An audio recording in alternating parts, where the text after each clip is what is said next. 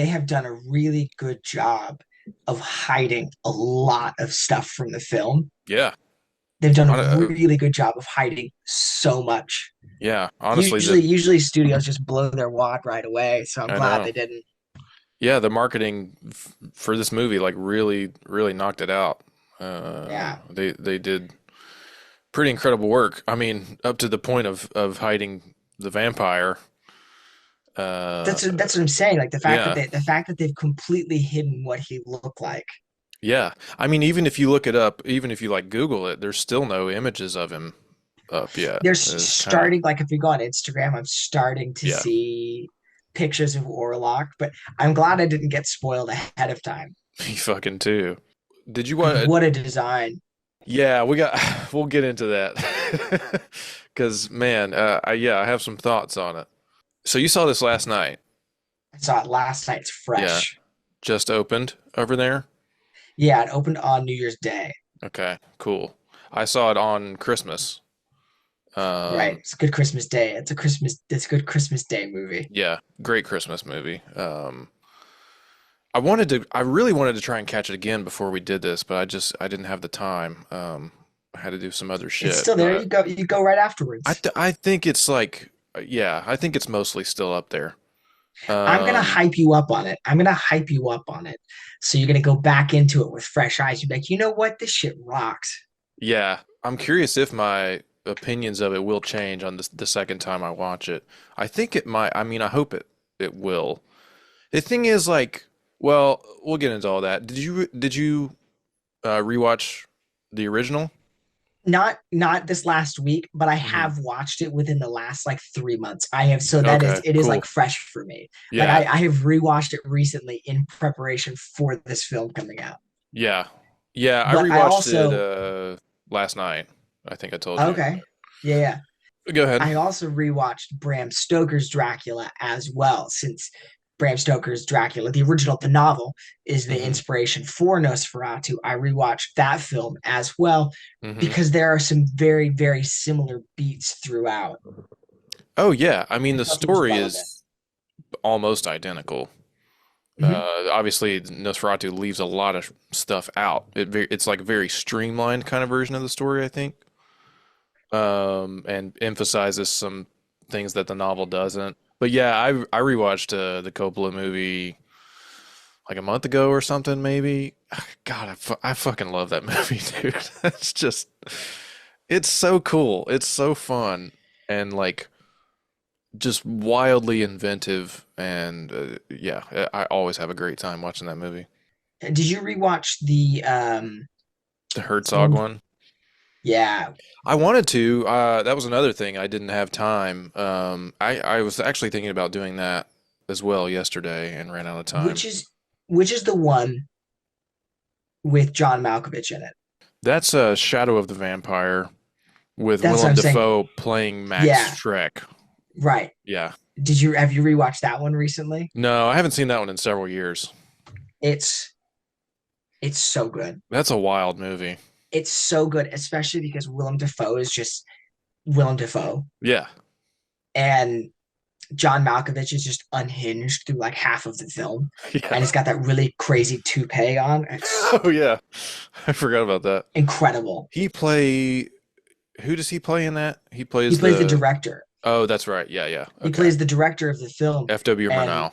Yeah. is like allowing Shrek to eat some of his crew members. Right. Like, Yeah. he's just like, you ate my fucking writer. Yeah, that's a I'm yeah, I sorry. need to check Did that I one out eat? again. It was, you say, I'm sorry. Did I kill a few of your crew member? I forget. Like, it's incredible. Incredible. Yeah. Just absurd. Yeah, and kind of wild that Defoe is in this movie. I mean, not That's why he was in it. well, and they've worked together like three times now. And But I hope he's it in is a cool every little single like one of his films. I saw something yesterday of Eggers talking. He was talking about a bunch of movies in this. There's this video store in France, and they upload all these YouTube videos. And he was saying that he's offered Willem Dafoe roles in his next two projects if they get off the ground. I know that he's written a western. He's Hmm. written an There's like a I think medieval knight movie that I think is he the just next thing. he said he said he just finished that script. I don't know if that's the next Right. thing he's going to Okay. shoot. I guess he was put off a bit by doing like a big budget film after The Northman, which Yeah. Northman fucking rocks. I love the fucking dude. That movie Yeah. I rocks. rewatched that a few months ago. Fuck yeah, that movie rules. It's awesome. Like it's just It's so he's good. I have thoughts that go into his other films, but Yeah. apply to this one as well. So I don't know where you want to start. Yeah. Well, let's talk about the original for a minute, just to kind of like set up the sort of deal here because it is a now 102-year-old movie. I was looking up last night. I was trying to think of what's the oldest movie to be remade. But as I was researching stuff, apparently back in the 1890s, like George Méliès and who's that other guy?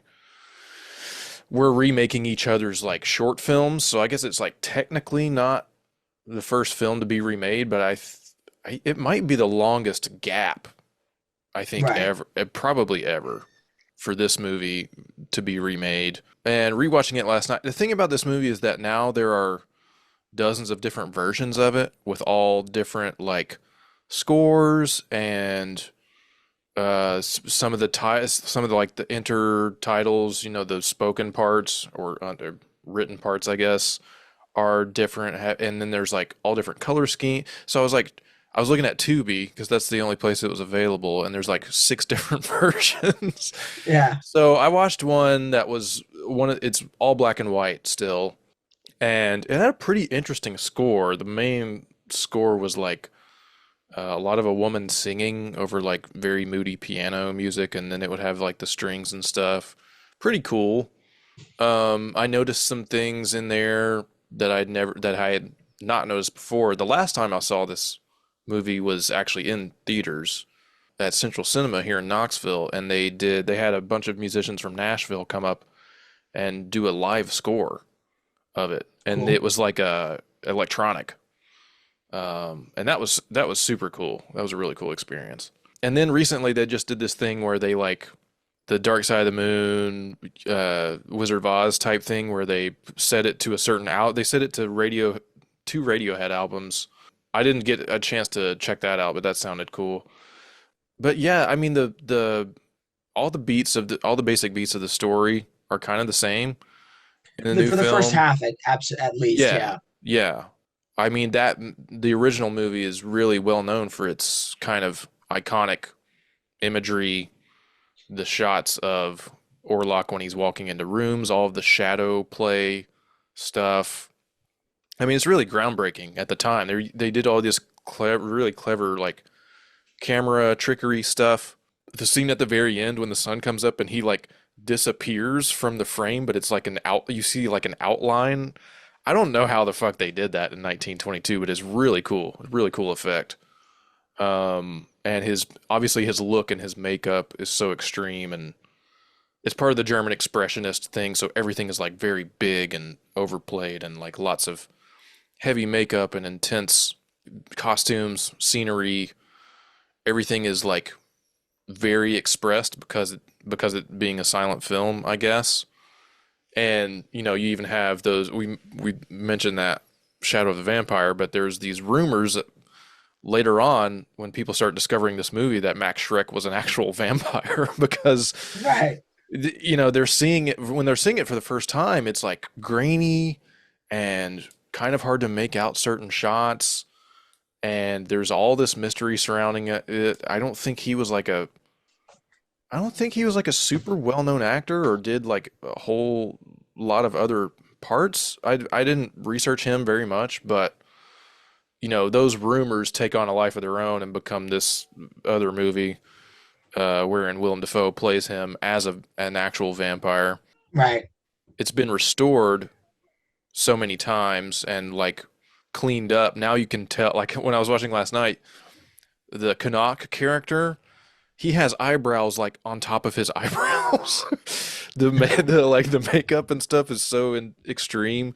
You see all the process in there because it's so, so much higher quality. The one on Tubi like wasn't super high quality, so it still had that kind of effect. But Robert Eggers specifically talks about this of like seeing this movie for the first time when he's like 9 years old, I think he said, and it just like totally scaring the shit out of him and just being this weird kind of like artifact from a different time, and is just kind of possessed by this idea of remaking this movie. It seems like for like most of his life. I know he was trying to get this done since This like The Lighthouse or The this Witch. this was supposed to be. He wanted this to be his next film after The Witch, Yeah. which I think we should talk about because like I think it would be a completely different movie if this had been his second movie. I agree. I don't necessarily know it would have made it if it would have made it better though. Right. Yeah. I mean, this feels to me like a very, very polished, kind of like very managed film where the early stuff, especially The Witch, especially The Lighthouse, which I also rewatched a couple nights ago. That movie is fucking incredible, dude. It's just Rocks. so insane. It's so fucking, it's just like such a particular vision and is weird and, all this stuff. But I think the version that I kind of wanted to see, or maybe that I expected to see, was sort of closer in the tone of those movies. I get it. I Hmm. get it. But the craftsmanship Oh yeah, I mean, that has gone into this film, yeah. I so much of the film relies. Okay, hot take. I don't know. I think that the vampire genre Hmm. is a dry well. I think it is a well that is there is very little left there to do, Hmm. right? Because we have the same story again and again and again. We have Yeah. Dracula, Bela Lugosi, whoever else, how many thousands of interpretations of Dracula we've gotten. Yeah. What was that one that came out, Dracula 2000 or whatever? Yeah. Like I'm just saying Yeah. we've had so many versions of Dracula. Nosferatu itself is inspired by Dracula as Yeah. well. Yeah. It It basically an it unauthorized adaptation of the exactly. novel. Yeah. Yeah, and it adheres more closely in some ways than like Bram Stoker's Dracula did. But it's I think that the well is very dry. Yeah. So it's propped up by the visual imagery that he's able to create Hmm. throughout the first half of the film, the technical stuff that he was doing, like when spoilers, but when Thomas is in the castle, when he's in Orlok's castle, I was here. They were talking about how the sound design, like the wind and the Yeah. noises you're hearing there, that's Orlok's breathing. Yeah. They took it and they changed it and they would like distort it, but all of the sounds you were hearing is Orlok's breath, Yeah. There's a or lot like of great sound design stuff that's in what I'm this saying, or movie. like the shot of him being pulled into the carriage, Yeah, where he it's just like kind of floats up into it. yeah, well, that's the thing though. Like, there's so much of that in the film where it's like involuntary, where people start to do something and you can tell they don't want to do it, and then Yeah. the second half of their movement is them like levitating or being pulled towards something. It's Hmm. so good, and Yeah. I just all of those technical things, I don't think they would have been able to do if they had gotten like a $10 million budget, Right. because Sure. The Witch was only like Yeah. five. Yeah. Yeah, Like I just exactly. it And he definitely needed this kind of budget, this kind of crew, this sort of size of production to kind of like fully realize the again vision for sure. the budget for the budget for the films. I say only, but it's only $50 million. Right. Like Yeah.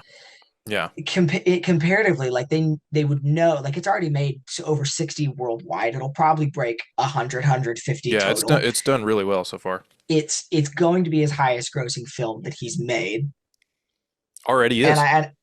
that's what I'm saying. I'm glad, and I just want it to be. I'm grateful for it to. I don't think it's his strongest film, but Yeah. I also think that it's I think that is the nature of the vampire genre. That's kind of what I'm saying. It's like it's the nature of the vampire genre. It's a dry well. Going back to it is very difficult, and he at least made something interesting out of a product that we've seen 1,000 times. Yeah, I think I mean there's might be like you're saying now it kind of might be hard to do something, but over the years there's definitely been new sort of twisty Absolutely, myths on the vampire sort of mythos. You have shit like The Lost Boys and Near Dark, and then you have stuff absolutely. like The Addiction and even Interview with a Vampire and things like that. I mean, even last year, it's fucking crazy that last year we had that Renfield movie, which I never saw. Did you see that? Yeah, it's dog shit. Yeah, it looked bad. But Nicholas Holt plays Renfield in that movie, and he's playing Thomas Hutter in this one. But yeah, I mean, let's sort of dig into it. Obviously, I feel like probably most of my audience will have seen this movie by the time this episode goes out next week. You just drop a big spoiler alert. Like But from this point on, we're gonna we're spoil the gonna shit out of we're going Nosferatu. to spoil the movie for sure because we got to talk about it. And I don't. This is also another reason I typically don't do new movies on the show, because I want to have like plenty of time, Sure. A, for people to see it and also to have some kind of like historical context to it. But you and I were both really stoked about this movie. It was my number three and most anticipated of all year. And we've both been eagerly awaiting a new Robert Eggers project since The Northman because we're both so like in the bag for this guy. Uh, Like at this point in time, that's what I'm saying. Like, I'm glad this is going to make as much money as it's going to do because whatever the fuck he makes next, hmm my ass will be in the seat. Yeah. I will Yeah, be for there. sure. I'll watch it. I Yeah. don't care. Yeah. I don't care. Yeah. He said he wants to do a Rasputin movie, and I'm like, bro, if that's one of the things that he's offered to That's Willem cool. Dafoe, Yeah. like Yeah. anything, I'm there. That does sound really cool. Yeah, I mean I'm the same way. I'll watch anything he makes. I think this is like this feels very much like the pivot point from the sort of the last three movies, the Robert Eggers who like now people are starting to know and has established a very specific style and way of working and like a this really like scholarly approach to making movies, which is like doing all this tons and tons of research, making sure everything is 100% Mhm. historically accurate and authentic. And now this movie feels like this is the turning point where now he's going to start making bigger scale stuff, I think. Well, I don't know. I don't know. Like he has said that he had such a difficult time working on the Northman because the studio was so involved Yeah. instead of just letting him make the film. That even that being the case, they let him go. They let him do some crazy shit in the Northman. Yeah. So, but Noticeably, this I that was a Lionsgate movie, I think, right? This Nosferatu was released by Focus Features, I think. So he's with a new studio. Even if he doesn't like expand the scale, I think what he seems to be aiming for now is a more basically like widen the audience, get a little more audience accessible kind of movie. right. Um, Even if it is, in a certain genre. But the thing is, I don't think the only one of his films that I think is can be seen as inaccessible is The Lighthouse Yeah, because it's fucking weird. It's yeah. weird, but like But also has get an with it. enormous cult following, and a lot of That's people what I'm think saying. it's Get his with it. best movie. Yeah. I'm like, since rewatching it, I've seen it three, maybe four times now. It might be my favorite. I don't know. We'll rank them at the end, but yeah, this movie, Bill Skarsgård plays the Count Orlok, the titular Nosferatu. Lily Rose Depp plays Ellen Hutter. Nicholas Holt plays Thomas Hutter, her husband. He's the real estate agent. Willem Dafoe, what's his character's name? I've already forgotten. Let's find out. He plays basically the Van Helsing character, Yeah. who is the weird metaphysicist, sort of biologist character who's experimenting with all these different new age techniques. And then we have also in the cast Aaron Taylor Johnson. Crazy year that guy had.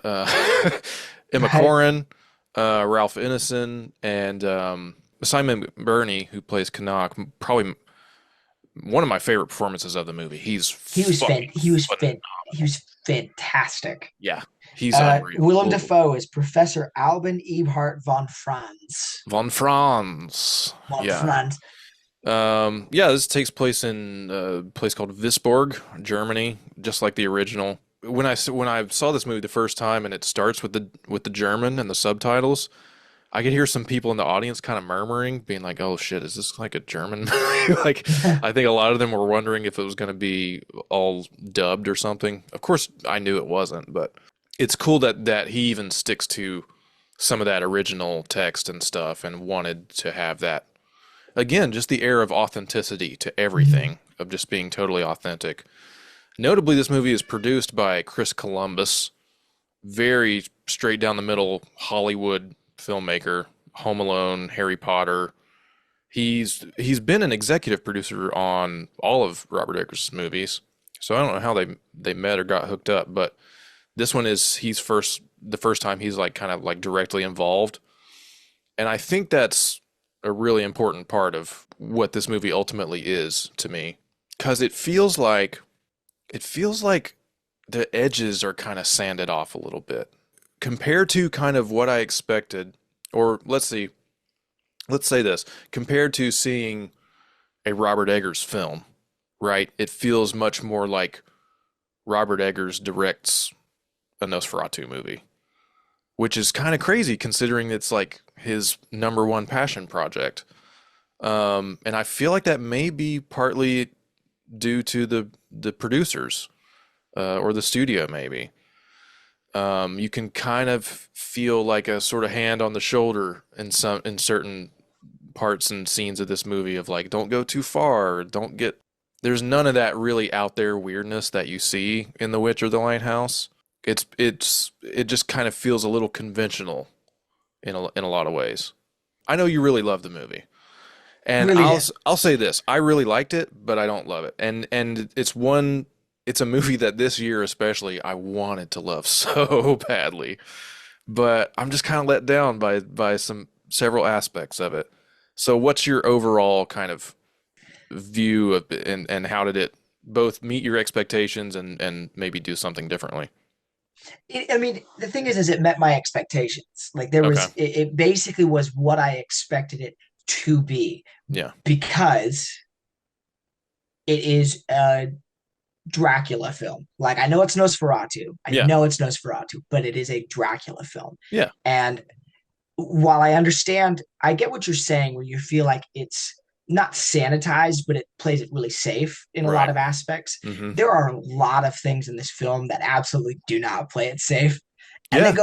they go to some pretty nasty things in the Sure. movie.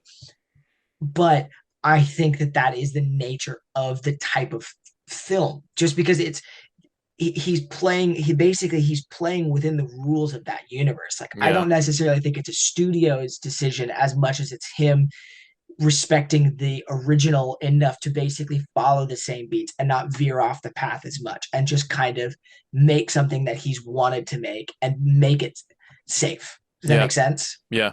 That's what I expected going into it. And Mm-hmm. that's kind of what I got. I got Yeah. exactly what I expected to get out of it. Mm-hmm. I just that type of film, that the same beats where the person has to go to the castle, they interact with the vampire, they come back, they bring the vampire back in some form, or the vampire goes ahead of them and then they have to come back and warn everybody. Yeah. It's the same beats that Yeah. we've seen in I mean, again, I don't even know how many films, but Yeah. it's the same beats that you get over and over again. Yeah. So knowing that, that's basically what I expected it to be anyway. Going into it, I was able to know what the story was and then appreciate, I guess, all the aspects surrounding it, all the things they did different within it. Mm-hmm. And Yeah. that's for me, that's what I really enjoyed, was just the pure technical mastery Yeah. of Well. the film. Yeah. We definitely got to talk about all the craft of it because it is a truly exquisite fucking movie in that regard. I had really hoped for some kind of real kind of different turn that he was going to take with the story, or at least something unexpected, something out of left field. And I feel like the only real major difference from the original film is that we sort of get Ellen is kind of the protagonist. She's really the center character for especially the second half of the movie. And it's more about her desires, her wants and coming into herself as a woman and femininity, and there's also a much kind of bigger focus on the whole plague aspect, I think, which is cool. I did like that it was metaphorically a plague movie, but also very literally a plague movie too. Yeah. Um, but I had hoped he would kind of do something. I was just hoping for something radical, I think, with the approach to the story, and instead it feels very just kind of by the numbers remake of a, you know, Yeah. 100-year-old silent movie. Yeah, and that's what it is. That's because that's exactly what it is. It's a Yeah. remake of a remake of a remake of a remake of a novel. You know what I mean? Yeah. Yeah. It's like Yeah. it's exactly what it was going to be because that's what Nosferatu is. It's Hmm. one of the most cherished films of all time. Yeah. I just don't think there was a lot he could have done with it to radically change it. Hmm. But the changes he made within the story, I really enjoyed. Yeah. The changes that he did make. I know a lot of people are hating on the Orlok mustache. I Well, very much enjoyed it. let's talk about Orlok. So the first scene where Nicholas Hoult, Thomas Hutter arrives at the castle is my favorite Beat for sequence in beat, the whole movie. beat for beat. It's so It's good. when from the moment he sees the carriage show up and he gets into the carriage and it takes him to the castle and it's snowing and it's very quiet and very dark and the doors open and you just see a figure in the distance. I had chills. I was like, oh, you know, basically from the beginning of the film up through that whole sequence had me just like grinning and like, oh yeah, this is the shit. You know, this is. And then we get into the castle. There's this really cool thing that he does actually, where they're going into the castle and they're going up a stairway. Orlok's talking. We're getting the first taste of the voice, So good. which is it's wild. It's really a choice. You Um, are late. it reminded me of the you know the things at the beginning of Dune before the credits roll and Yeah, it's like that like Gregorian kind of yeah. really cool approach actually. I liked it. We see Orlok kind of go up the stairs. It's a spiral staircase and then Thomas is following him. But then Thomas gets to the point where he was on the stair and Orlok's He's already just like gone. he's gone. He's in the He room. That was sat in the really cool. chair. And you Yeah, also hear the voice like coming from further away. It's like you mentioned all the sound design stuff here, the breathing and the like wheezing and stuff. You're like immediately just kind of pulled into the world of this creature. And they start, you know, they do the familiar scene of like sitting down and getting out the papers, and we're going to start talking about you know what kind of place Orlok wants to buy in Visborg. I guess the first time we sort of get to see him, all of this stuff we're seeing him out of focus, or he's like just out of frame. We're only seeing parts of him, and it's all the focus is on Thomas. And the first shot where we kind of see Orlok's face out of focus, and you see that there's a mustache. I was like, oh god. I immediately was like, shit. Because, for a couple reasons. Number one, I love that Robert Eggers does this thing where he's like, everything is 1000% historically accurate. I think that's great. I think we need more of that in kind of modern filmmaking. He's kind of the only guy who's really doing that sort of thing right now. at And it least to the works, level that he does it at. yeah, and it works especially well in the other three movies. And it works here as well, too. But as soon as I saw that he's got this giant fucking Walter Cronkite mustache, I was immediately just kind of like, oh, well, I'm not afraid of this guy. You know, it was just kind of like, all right, I get it. He was an old count in Eastern Europe. in the 15th century or whatever. But then I was also thinking, well, and this actually factors into later when we actually finally see Orlok for the first time, really, which I think is when he finds him in the coffin, right? Is that the first kind Yeah, of like full on shot? yeah. So not only does Orlok have this giant woolly mustache, he's like part of his head is kind of like deformed, it looks like, and he's got a sort of lock of hair that's kind of like on half of his head, and also his eyes are just like brown eyes. And so when I'm looking at this guy, I'm just kind of like, he just looks like a sort of old, Corpse. yeah, like an old corpsey European guy. When I think, I don't know what I was expecting. What I was anticipating, what I was hoping for, was something truly like ghoulish and disturbing, and like more of a really like monstrous look. Because when the whole press run up to this movie, obviously they're hiding Orlok from the trailers, right? They're hiding. There are no still images of him. There are no. The only shot in the trailer is of his eyes when they turn white that one time, and then the sort of like him almost looking over his shoulder thing. So they're deliberately hiding him, and now I know why. And there's all this. Everybody's saying like, "Oh, it's this transformation is unbelievable," and you Bill Skarsgård is unrecognizable, and it's like it's the scariest thing we've ever seen. And Sure. they were talking a lot about making vampires scary again. So that sunk into me of like, yeah, I want to see a scary, fucking hideous vampire. And I was really let down by the look of him. He, Um, he's a, he. That's the thing is the look is closer to Dracula from the novel, right, right, like the original Bram Stoker novel. He's got a mustache. Like exactly, exactly. he is a being that is undead.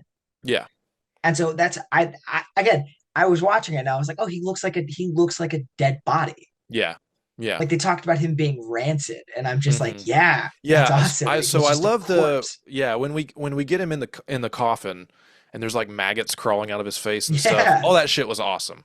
That was really cool. And then when when he raises up and and he's this Hank's dong. very yeah he hangs down, which everybody's making such a big deal out of. It's like 2 seconds of screen time and it's partly in shadow. You barely see anything. But Count Orcock, we'll call him. yeah, um, but he's all the stuff where he's like using his full physical body, I thought was Yeah, really cool. The first time he bites Hutter on the ground and he's like on top of him and like kind of convulsing like a fucking animal. I think I was wanting more of that sort of out of the general look as well. And I just felt like his eyes should be like glassy or like white or something. I don't know. It was so done by the book that I felt like it didn't really translate well on screen. I think the reason that a lot of the older, especially the older Dracula movies and stuff, did away with that whole traditional look and traditional description of his character was because it just doesn't seem, in my mind anyway, it doesn't seem super imposing or super like terrifying on screen to have a guy with a big bushy mustache, you know. And this coming from a guy who has had a big bushy mustache several times in his life, but also I'm not, a vampire that we know of. It just I was immediately kind of like, all right, well, I'm just not gonna be that really scared by this guy, you know. I will say this though, what I loved about, and I want to clarify, I don't think this performance is bad or like I think the performance is good and it really works. And Skarsgård is like, as far as like transformative actors going right now, he really is the guy. Who fucking knows why he made that Crow reboot this year? But um, dude, because it's the Crow. They gave him a ton of money, so he was like, yeah, whatever. yeah, the stuff that I really liked the most surrounding Orlok. I feel like ultimately Orlok is kind of the least interesting character in the movie, but the stuff around him, all of the supernatural shit that he's doing, all of the shadow play that they're doing, all the basically the homages to the original, Hmm. and how Robert Eggers really amps that up and kind of modernizes it and does new things with it are awesome. I loved all that stuff. All of the visions of him as a shadow coming through windows and the very opening, yeah, the hand going over the It's city, always the which hand. It's anytime they look in the shadows, it's him sided. It's the hand. It's the yeah, there's same a thing. hand coming. Yeah. The very first sort of opening scene when Ellen is waking, or maybe she's dreaming or maybe she's awake, but she's like beckoning towards the window and you just see a shadowy silhouette of him on the curtains flowing, but there's nothing out there. That stuff is phenomenal. But I just didn't feel like there was anything new or interesting or surprising about the character or the way he was portrayed really. But you dig the look. Yeah. Well, again, I like the authenticity of like the fact that he is a corpse. Like he's a Yeah. corpse. That's what he is. He's an undead entity that Ellen, through her psychic connection to the unseen world Mm-hmm. in her loneliness, mistakenly calls forward. It inhabits this corpse and it's this unrelenting force Yeah. until it's satisfied with her and her body and her blood. Mm-hmm. That and I was like, okay, so that that's one of the reasons why it didn't bother me or I liked it Mm-hmm. because what you're saying is like he's the least interesting character. You're right, but in the one-to-one speeches he gives to Ellen, where they were that they're when she's in the bed with Emma Corrin, and then he's in the room and they're speaking. Yeah. He says to her like she's telling him how much she hates him, and he just says, "I'm." What does he say? I'm just an aspect. Yeah. I am hunger. Like Yeah. he even says he's nothing. Like Yeah. he is a void of Mm-hmm. everything else. There's no emotion, there's no morals, there's no want or desire outside of just hunger. That is Yeah. it. Yeah. And it's all caused by her loneliness, by her inherent psychic connection, Mm-hmm. being shunned by her family and her father, and just wanting a friend, and Wanting to get fucked. accidentally calling forth this like ethereal otherworldly demon. Fucking rad. Yeah. I was like, okay, cool. Because The one thing that the thing that I guess the main thing that bugged me about the look is that why doesn't he look more aged? Like why isn't the mustache gray? Why isn't his hair gray? It's all brown still. He's supposed to be hundreds of years old. he's a corpse, whatever. I He's a demon, dude. yeah, I guess he died as a younger man or something. I don't know. There was very little of the kind of vampire aspect of it, the vampire myth. He never changes form. He doesn't take any other sort of mythological aspects of the character from the novel at all. Well, they got rid of a lot of the rat imagery. Like it's not the teeth or anything like Yeah, that. Instead, it's I more do of a like his teeth physical. actually. Well, instead of it's more of like a physical embodiment where it's like where he goes, death follows. Just in general, He like kind of where looks like his a rat, I guess. that's Yeah, where his castle is. There's no life around it.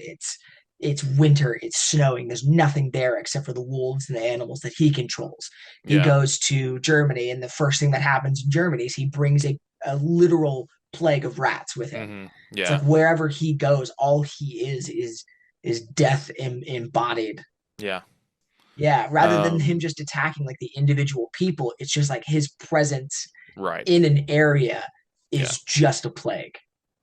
Yeah, and it becomes this like this overwhelming force of like there's all this kind of unspoken stuff where everybody's just like he's coming. Like all you hear is just people saying like he's coming. It's happening. Like there's just this like kind of internal doom and gloom amongst every character. Let's talk about Lily Rose because she's fucking incredible in this movie. Very good. She's my favorite part of the movie. I think her performance is finally like it seems like Hollywood's been trying to make this girl happen for several years now and it just hasn't worked. It hasn't clicked yet and now it's like all right, she's here. Like this is like she can actually do some stuff.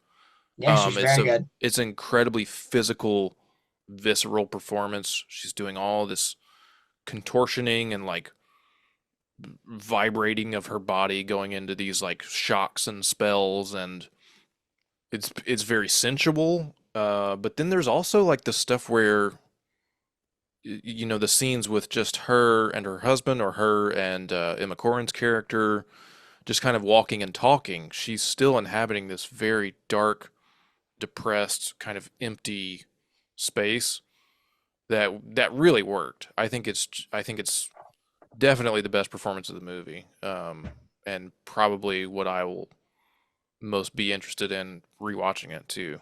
She's very good. Yeah. She's excellent. They talked about her physical movement coaches and all that she had.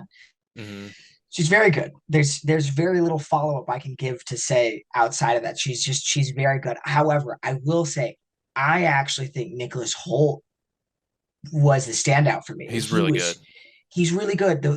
The because the first part when he gets to Orlok's castle, Hmm. the abject terror just of him, like you can see just like his physical abject terror without doing much else. It's just like purely his eyes. Yeah. And then he cuts his finger and then it gets more intense. Like all of that When he tries is to escape. so good. It's so good. They kept his shirt on for most of that movie because dude's fucking shredded. Yeah. They like Yeah. he's shredded. Yeah. He's in good shape anyway. He got really big for Lex Luthor. Right. And so they kept his shirt on. The only time they took his shirt off is when he's like recovering in the convent or whatever. But Yeah. he's very good. Like his role was also very physical. Like he Hmm. for the first half of the film like hinges on his performance in Orlok's castle and Yeah. like someone who's losing their mind. So good. I love when he arrives in the little village before he gets Yeah. there, and all of those people are like crowding around him, and he's All the discovering gypsies. he's discovering these other vampire Yeah. things, which that's that's also never really followed up on. Kind of an interesting choice, but yeah, his interactions with other people, with other characters in the movie, are always interesting. He almost seems like totally out of place in a way, but also just like he's kind of like the guy who's trying to figure this shit out and trying Well, to just get home to his wife. yeah, I uh really like so a lot of times it feels like with a character like that, they try to do something to make you like the character a little bit less. yeah. To be like, well, he's not necessarily such a good guy, so maybe if he gets hurt, we don't have to be so sad about it.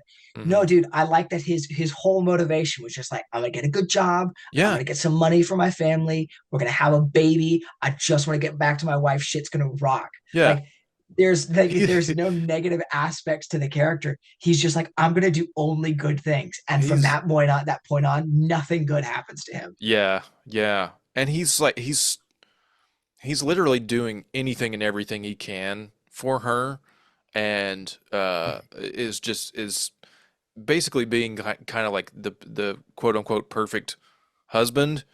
And Yeah. she's still like, no, I want this I want this old fucking undead demon Yeah, instead. that's I really like, and that's another thing I really like the idea of like the dark attraction where it's like forced upon them by Orlok Hmm. against their will. It's forced upon them, so it's like it's not about, it's just like whatever magic he has, whatever powers he possesses, that's like what he does to people. He just Yeah, makes them want to do what he wants or want to be part of him.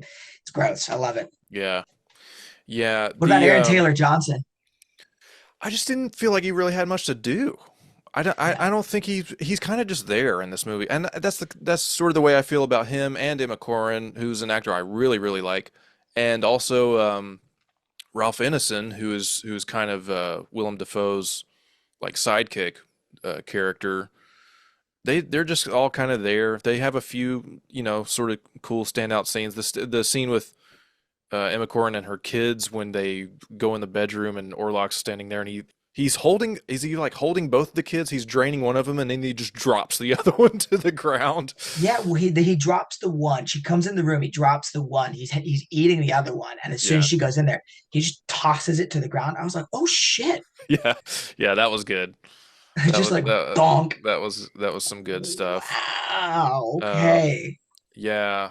What they did with him in the end, I was like, so we're going for it.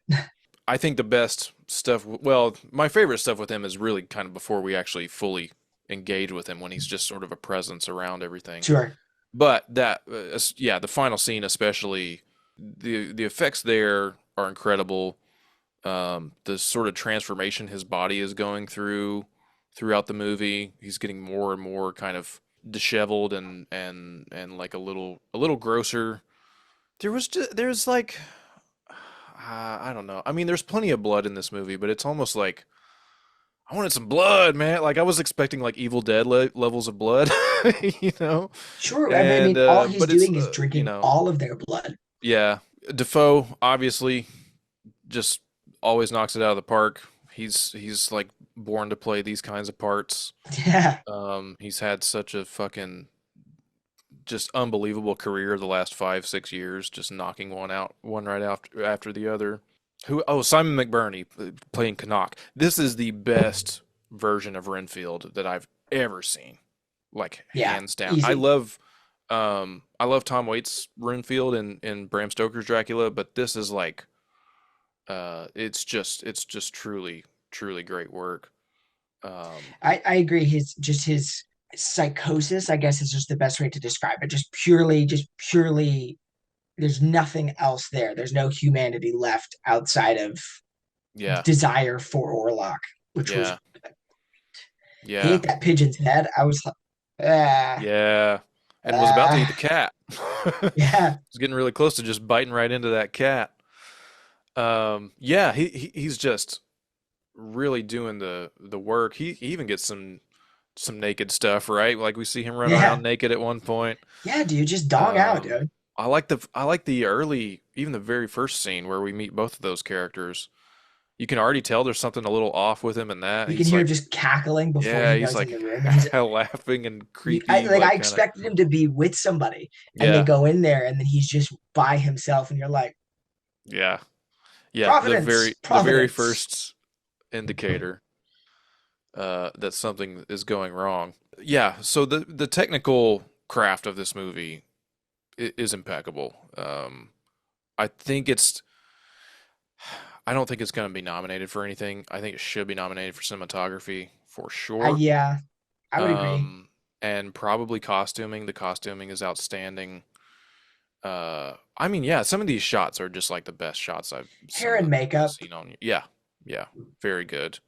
I think Uh, technical. I think the technical stuff will probably get it nominated, whether it's cinematography or hair and makeup, yeah, just because those might get in there. Orlok's makeup was he's great. He's great because Hmm. like they don't hide him a Yeah, lot. Like as soon as you see him all the time. And so they right. don't hide him, especially like his hands. I loved how long his fingers were. Yeah, yeah. The hands are good. Very similar to the original, where you just see those super long Yeah. nails. Yeah, the costuming is I mean, everything is so period specific and so like down to every stitch is just like um Well, he's the a slave to it, and that's yeah, good and bad. Where it's like I yeah, think that's kind of his thing, and that's fine. I there are times where some of the dialogue feels flat or whatever, but yeah, I think that's exactly how they would have been speaking to each other or been adhering to situations. So it's like yeah, yeah. All that stuff it's is hard to is criticize some of that when it's like that's probably exactly right. what they would be saying, you know? Yeah, yeah. The period appropriateness of it is kind of like it kind of feels like it's just so controlled and so kind of squeezed tight that Yeah. there's almost there just kind of felt like very little room for play and experimentation and for some like kind of truly wild shit to happen. But that being said, it's a exquisitely crafted movie. I did not care much for the score. I found it just like kind of really generic horror movie Fair. sort of play. They had that one move which is just like the like the crescendo of voices and Yeah. strings and stuff. They just kind of do that over and over again. I even like tried to listen to it on its own a couple days ago, and I was like, this guy's just pulling the same move over and over. Like there's not. I wanted like a theme. like a Nosferatu Sure. theme and some kind of like, identifying music for the character and for the mood. It's not bad. I just didn't care for it much. I don't know that composer Robin Carroll, and I don't know their work from anything else, but I had wished he had just hired Mark Corvin again, who did The Witch and The Lighthouse, because that music is so just perfectly embodies those movies.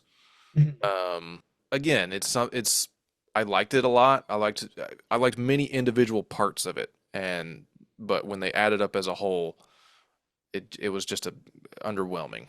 I wonder if your expectations for, I mean, for Orlok himself, I wonder if That's a that, big part of it. okay, so no, I wonder if knowing Hmm. and being able to go into it again, I wonder if you'll appreciate it more on like the second time through. Because the Yeah, thing is, I think that I had the same conversation with a friend of mine, Steven. I think that on subsequent rewatches, this will hold up a lot better. yeah. There's some films I know I'll watch one time where I'm just like, I'm good. Hmm. I don't have to watch this again. And because I know that subsequently this will not be nearly as good. This one, I feel like you can watch it and rewatch it, and there are things you're going to pick up Yeah. again and again throughout it. But that's Well, and just, that, and I love kinds of movies like these where you want to watch it just to kind of live in that world for a while, yeah. because it is I don't so want to live in this world. engrossing and I don't want to no, live in that world. no, No. I mean, but it's not it's one of those things where you kind of like love sort of being drawn into Yeah. the darkness of it. I mean, I mentioned I think the snow and setting this at Christmas time. Cold. Real, yeah, you can feel it. You can feel how fucking cold it is, and like those scenes on the beach with just the pure gray skies and stuff. It's super evocative. I think it's visually some of his best work for sure. Let's like technically, I feel like he's hit a level between this and the Northman because the Northman does some stuff too. Yeah. There's that one really long shot that goes through the trees across the Viking boats onto the other Hmm. boat. Onto the boat. Yeah. It's things like that that I feel like if he had done this right after the Witch, I love the Witch, which is incredible. I feel like if he had done this right after that, it would be a completely different film. Like it Yeah. would be a completely different film. I don't necessarily think for the better. Yeah. That's all. I know, but I don't know. How are Yeah. we gonna know? Right. Yeah. Yeah. This is the movie we got. That's what I'm saying. This is a movie we got. I will be very curious to hear what you think when you go back and rewatch it. Oh, one Hmm. more thing. The end scene, Hmm. Orlok's death. I really, really liked that he didn't burst into flame Yeah. and that he just died as something of this world. Like Right. that's all that it is. He didn't burst into flame. He didn't disappear. He just died like a corpse, Hmm. losing all of its blood. Yeah. It's just there. Do you know? Yeah. Do you know what I mean? Like Yeah. whatever entity or spirit was inhabiting the corpse, whatever was in the body, is gone. Hmm. It's And just that's, gone, and I it mean, this. died as something of this world. Yeah, and the shot that you get where it goes to the above Mm-hmm. view of him laying on top of her in that bed, and there's all the what were those, like flower, probably like garlic and flowers and stuff that Mm-hmm. that Defoe was putting around them, and he's just laying there dead on top. That shot is like a fucking like Victorian painting. It's like Well, he said he was inspired so by. perfect. There's a whole bunch of different versions of it, of Hmm. like the maiden in death, where it's like Yeah, the innocent virgin being taken by death. He said there wasn't any one specific one, but there it's like inspired by that style of painting and that genre almost, where there's lots of different imageries of that. yeah, So he kind of wanted to create his own. So he said it was very purposeful. The whole yeah, the whole final shot. yeah. Watch it. Did you look at like the whole lower half of his body? I can't really recall what it. It's bones. It's bones. Like as soon as Yeah. he died, all of like the whatever was keeping him as large or as big or whatever seems to have been lost. So as soon as the Uh-huh. camera goes up there, the whole lower half of him looks like it's just bones with skin rather than Yeah. legs. Yeah. It's cool. Yeah. Yeah, I mean, I'm itching to rewatch it. I'll probably see it again next week. see if I like it anymore. I have a feeling I will appreciate it more on rewatch. I think I had such I high can understand expectations why. going in, and I was and I had this idea that it was somehow going to be a sort of radical approach, and that we would be getting more of kind of like the sort of his voice and his vision that he kind of established in Yeah, the rather early than like a films, and straightforward. yeah, then in many, I mean, it is a Robert Eggers film. You can feel his style all over it. But in Mhm. many ways, it also kind of feels like it kind of feels like he was hired for the job in a way. In certain ways, I almost wish he had kind of like just gone to Universal and be like, I'm the person who's going to make the next Dracula movie. Did he do The And Northman with Universal? like I said, I think it was a Lionsgate movie. Yeah. If he did it with Universal, Hmm. that would be why he didn't go back to Universal. Because Yeah. Yeah. whoever he made the film with, I doubt he's going to go Yeah. back and make another film with him anytime soon. Yeah. And they seem to be doing a sort of they seem to be doing a wild approach with their new sort of monster verse. Did you see the thing about Lee Cronin doing the Mummy? Did I Yeah, send you that? that's cool. That's Yeah. cool. Like Universal, any of those like really big studios, at this point, I'm just like, I don't care what you're making. Just show me what you're making. I don't want Yeah. to. I don't need like daily leaks and updates and sets and whatever. Listen, Yeah. we could do a whole podcast and I could rant for the next 45 minutes about how much I just do not care about studio culture and the way that they Hmm. approach marketing films. It's like all the Yeah. behind the scenes stuff, like all of that. I don't give a shit. I miss a Yeah. good DVD commentary. Hmm. Like I miss the behind the scenes that you get on like the extras. Just show me. Just show Yeah. me what you're making. I saw almost nothing of the Osgood Perkins the monkey. Yeah. I saw the first trailer. I think that's all I've seen That's what of. I'm saying. I saw almost nothing. Saw the trailer last night and was like, yeah, I don't need to see another thing. I am Yeah. in. Whatever this is, I'm in. I miss that. Nosferatu, Well, that's what I did. part of the excitement was that it was no one having any idea what Orlok looked like. I can Yeah. understand being disappointed, but you went in Yeah. not knowing. Yeah. How often does that happen I anymore? know. Yeah, I mean, I loved doing that with this movie. I deliberately kept myself from seeing anything beyond the first trailer. I did that with Long Legs, and that it's had the same experience of like I went in completely or as blind as I could be, and I think the experience was richer because of that. Yeah, that's what I'm saying. Yeah. I miss we're not as privileged as that anymore because it's Yeah. like any type of media you use is now used by studios to market their films in one way or another. Hmm. And a lot of the problem too is the outlets that are covering everything. Yeah, The film journalism is in the toilet, and like sure. just the way that they cover stuff and the constant Like, sort of gossipy nature of it all is just like often has nothing to do with whether the movie is good or bad or well, uh, so I can remember the thing is the way that films stick in your mind, good or bad, especially like when your expectations are either met or blown away. When like you didn't know what you were getting into in the first place. I was 12 or 13 and I snuck into a movie theater. I went and saw a movie with a friend and then we went straight across the hall to the next theater to hmm. go see whatever was in the next theater over. And I walked into a movie theater in time to see Kate Beckinsale in a black trench coat and black skin tight bodysuit jump off the top of a skyscraper, Hmm. land, Yeah. stand up in the rain, and walk into a subway station. And I was like, "Whoa." Yeah.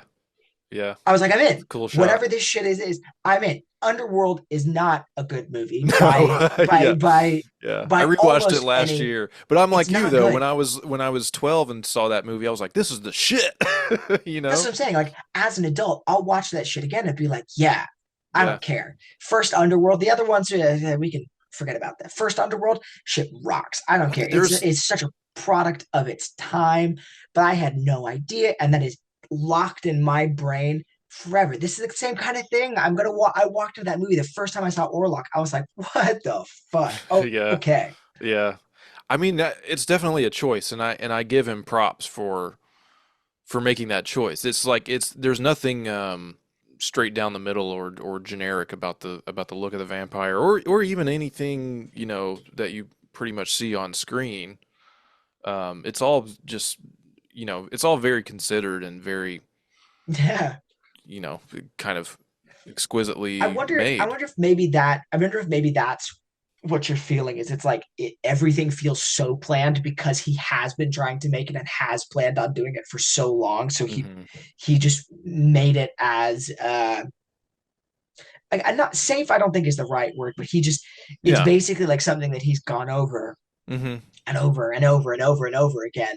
Yeah. So now you're getting a product that's just basically so finely tuned, it doesn't feel like there was any room for experimentation or Yeah. whatever. Yeah. Like I just wonder if maybe it's not as raw as his Hmm. other products, and I wonder if that's kind of what you're missing. Yeah. Yeah. I mean, like I said, I think the only thing I was really surprised by, or you know, the only kind of like revelation I think from the movie was is Lily Rose Depp's performance, He's very good. which yeah blew me away. I mean, yeah, my he's only made four movies, so it kind of feels a little silly to rank them, but this would be my number four. I think it's the kind of least essential Robert Eggers movie thus far. Now we'll see, you know, where that lands when he makes his next movie, but I think four is fine. I yeah. think four is just fine, but that's it's so hard. It's so hard because it's like if I'm gonna rank them, my experience watching The Witch, I went into that theater. We went to a midnight 9 o'clock showing, whatever Hmm. time it was. There was no one else in the theater. It was just us and like three or four people came in behind us, right? Yeah.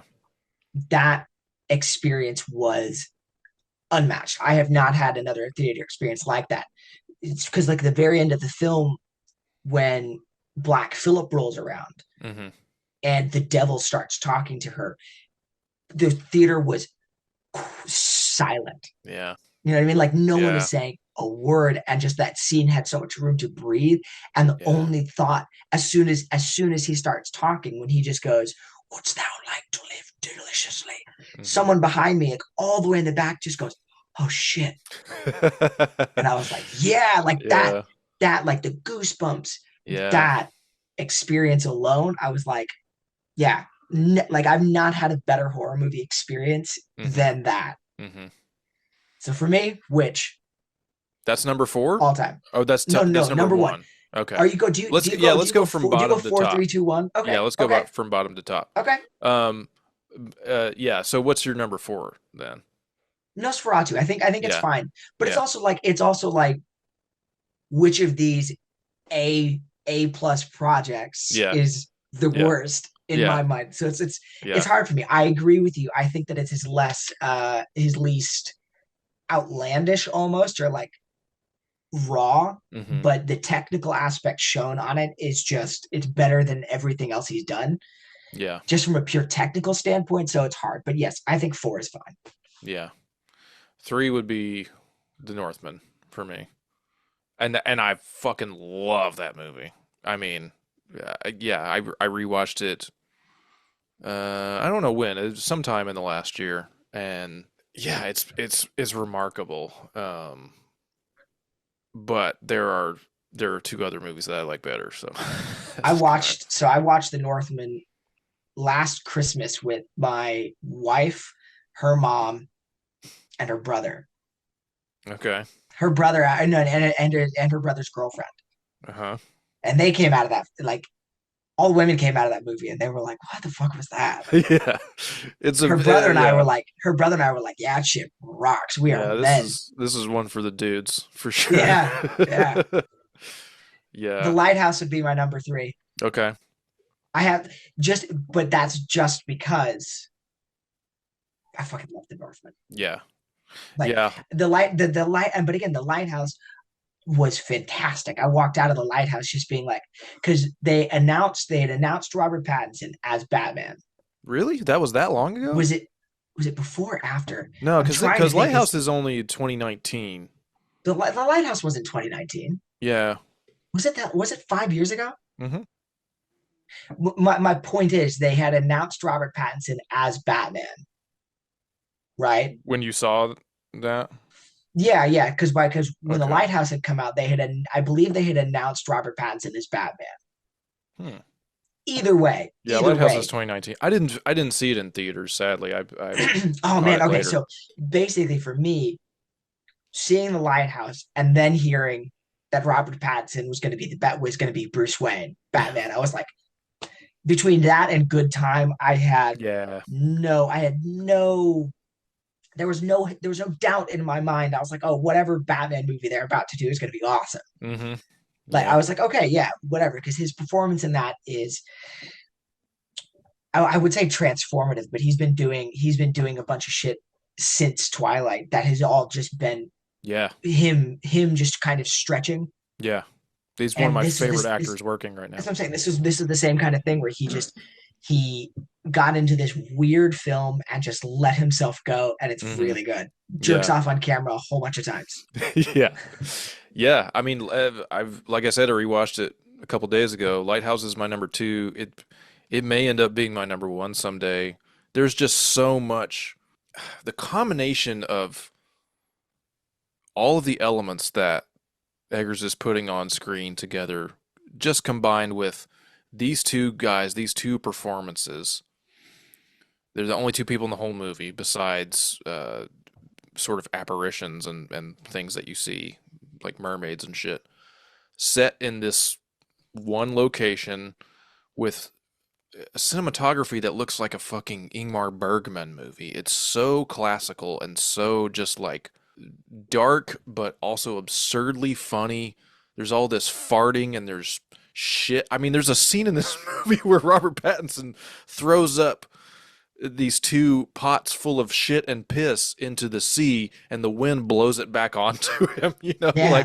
there's nothing like that in Nosferatu.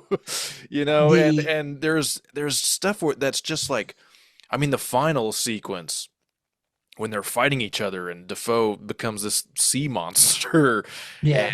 and he makes him get down like a dog and buries him alive, and then the final shot of this kind of Proteus figure of the birds picking at his corpse on the rocks. And on top of all of that, all of the cool wild mythology of it, just the how fucking funny it is and how fucking strange and out of left field, yet nothing feels too far or like out of place Mhm. about it to me. I just yeah, that's a movie that I feel like I'm gonna watch every couple years, probably for the rest of my life.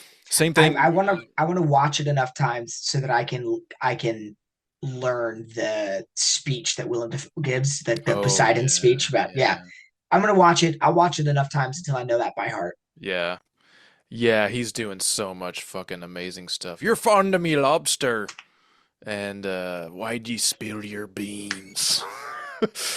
The scene where he's telling him to swab the floor, and he goes on this, like, it's like this extreme run on sentence. Um, it's just, yeah, it's just fucking great shit.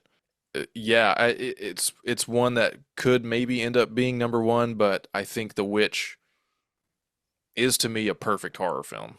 Perfect. Yeah, Absolutely perfect. yeah, It's to for that to be to go for it to go like short film to that yeah, that's your first full length feature. yeah, yeah. Like It's one of the it's strongest debuts ever that's what I'm saying. of Like all just time. for that to be the first full length film that you have, that was a crazy alliteration. First full length film. Yeah. Yeah. Just for that to be your kind of like jettison onto the screen, Mm-hmm. like into the public image, into the Yeah. public eye. Yeah. Crazy. Yeah.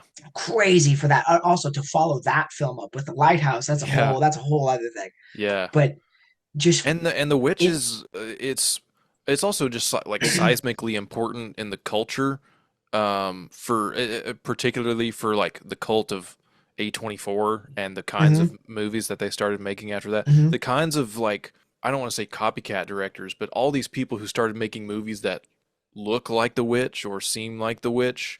Well, yeah, because they Eh, started A24 started doing a lot of the the elevated horror. There could be something out there. Is it real? Is it in their heads? Yeah, Who knows? yeah, And that was the witch's whole thing yeah, throughout the whole film, is that like you don't know yeah, what's going on yeah, one way or the other until the very end of the film. And then you're like, oh shit. It's yeah. oof. Some of the most interesting stuff I think is about how Eggers has since talked about that movie was so personal to him because he feels like ultimately at its core it's just about this kid who feels like an outcast and needs to find their group of people, and he felt like that. And then Yeah. if you watch this this movie, you're just like, wait, what? That's what you felt like? Right, but it's again, phenomenal. again, like that's the classic interpretation of the way that witches hmm would operate, where it's like they take the baby and they smash the baby and they put it on the broomstick, and that's one of the reasons they could fly. They put it on themselves and it makes them youthful. yeah, Like it's that, because I remember watching the first time you see that, and then she's mushing yeah, that up, and you're like, yeah. It's oh, it's dark. like that's It's all of that stuff. So brutal. basically, taking everything away from her so that she willingly gives herself to the devil, hmm and that's how you end up becoming a witch. Is you have to willingly succumb. Yeah, yeah. Conan O'Brien talks about a shot that in that movie that the scariest shot to him is not even of any of the kind of witch stuff. It's the just the shot, the sort of in the very beginning when you just see a tree line, just kind of like the trees like moving in the wind breeze, and this camera is very slowly pushing in. He's like that shot is filled with such potential horror and potential Dread. dread. Yeah, and Eggers is a guy who's masterful at that. There's in Nosferatu, there's like I said, the first kind of 20 to 30 minutes just had me fully engrossed in it because he is so good at capturing an environment and a sense of mood and tone that fills you with like it gives you chills, you know. Mm-hmm. Um, Nicholas Holt, speaking of that first half, he's about to have a ridiculous year between Nosferatu, Superman, and then he has a film coming out called, I'm forgetting it. It's with Jude Law where he plays a white supremacist that yeah, The robs Order, banks. The The Order, Order, that's the one. yeah, and he just did He's that about to have, Clint Eastwood movie, yeah, the Juror Juror movie. number two. Yeah, Dude's having just a banger of a year already. he's yeah, he's somebody who's been he's kind of been the number three or number four guy for about 10 years now, Mm-hmm. and he's finally kind of like moving up the totem pole and starting to get bigger roles and bigger stuff and really flexing his muscles as an actor.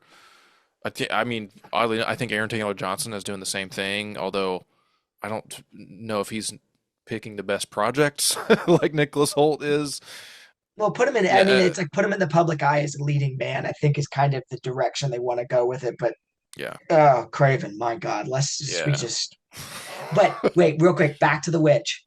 I also want to thank Robert Eggers for introducing a wide audience to Ralph Ineson. Yeah, Like, thank God for that. He's got the yeah, best voice. He's got the yeah, best voice. Also, thank God he gave us Anya Taylor Joy. yeah. I mean, yeah, the greatest discovery of that movie is Anya Taylor Joy, who is now like just one of the best fucking Stratospheric. yeah, she's a Furiosa. superstar. Ah, yeah. I We let Furiosa down as a nation, as a people. so good. It's so good. We let her down. Yeah, I rewatched it on Max when it popped up on there. Not obviously not as Just as thrilling an good. experience as Oh being at yeah. home. You don't get the theater sound and all that stuff, but Yeah, that's fair. still great. Any closing thoughts about Count Orcock and his merry gang of miscreants? What was there was another one. Is there anything that you like wanted more of, Yeah. or kind of like were hoping for that you didn't get? I think I would say I think that it should have been like it should have been like 15 minutes shorter, Yeah, I agree. but I also don't really know what they would have cut out, because again all the scenes kind of add to that sense of dread, all of that. I don't know. It kind of feels to I think me. maybe if it was a little bit shorter it would have solved a lot of people's problems, but I think the radical decision with Orlok himself and making him look like a corpse, like a walking corpse. I think that is going to either make or break the film for most people. Yeah. Yeah, it didn't break it for me, even though it was one of the things I cared less for. But what you were mentioning about cutting it shorter, it almost feels to me sometimes like there are maybe some scenes that were cut. Which again could be like, this having a much bigger profile producer, Hollywood producer, trying to make it, a little more applicable for the audience. Is that the right word? Appetizing for audiences. I would be curious to see if there's a longer cut of this movie that's gonna show up. Yeah, he already said there's an that the director's cut will be on Blu-ray. So when that Oh, comes out, I'll watch it and I'll see, interesting. Yeah. changes. But yes, I very much enjoyed Nosferatu. Yeah. Well, yeah, I mean, thanks for doing it with me, pal. I Of was course, I excited for this appreciate call. it. I Yeah. appreciate it. Thanks for reminding the interruption. Yeah, no problem. I get it. All right, thanks. We got Yeah. to figure out the next one we're going to do. Yeah, I'll start thinking.